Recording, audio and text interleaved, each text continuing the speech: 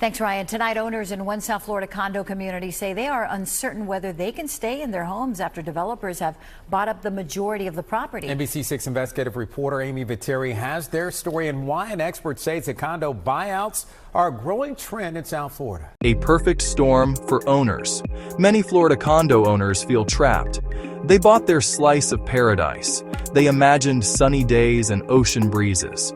Now they face a perfect storm of financial pressure. New laws, rising insurance, aging buildings are creating a wave of sales.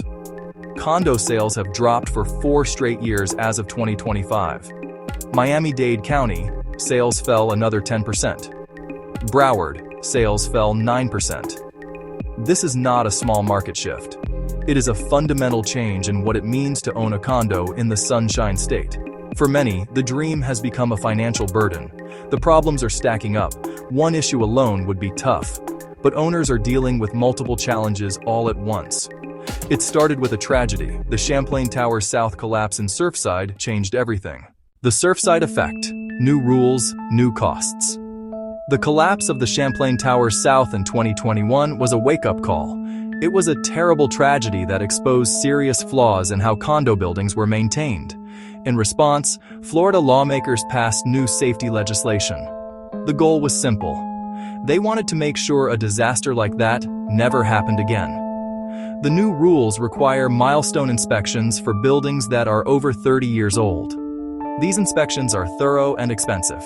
They look deep into the building's structural integrity. Engineers check everything: foundation, roof, to ensure the building is safe for residents. These new laws did more than just mandate inspections. They also changed the rules for reserve funds. A reserve fund is like a savings account for a condo association.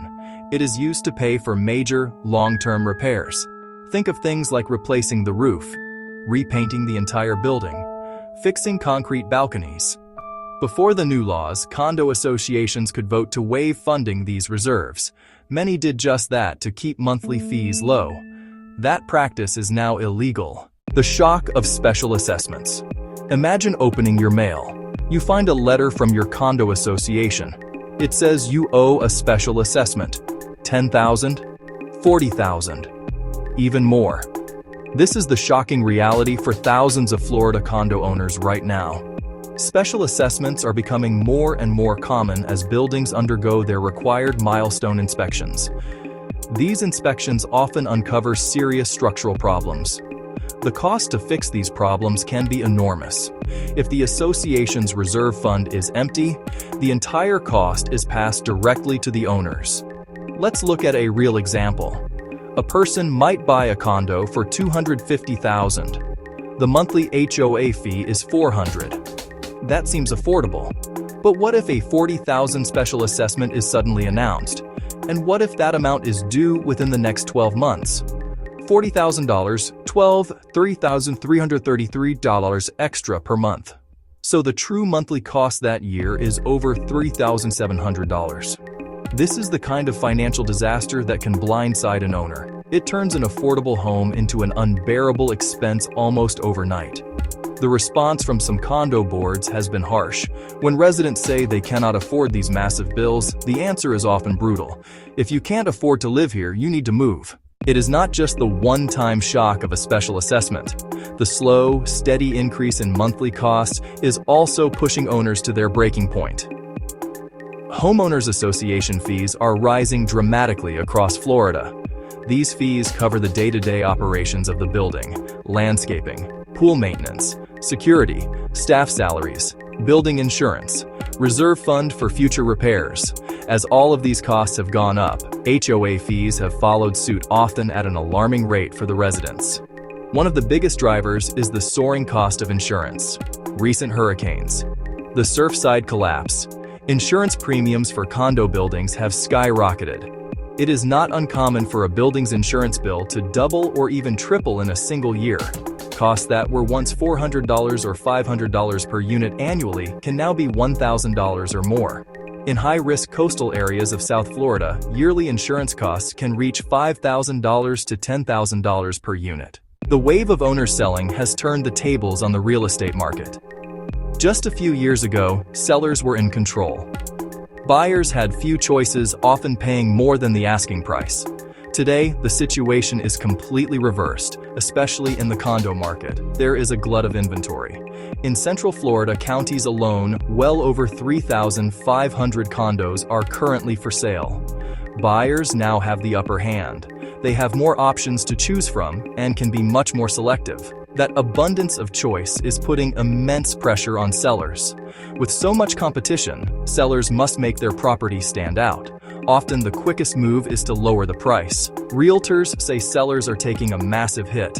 Average sales-to-list ratios are around 75% in some markets. So a condo listed for $400,000 might only sell for $300,000. That's a huge loss for many sellers already in tough financial spots.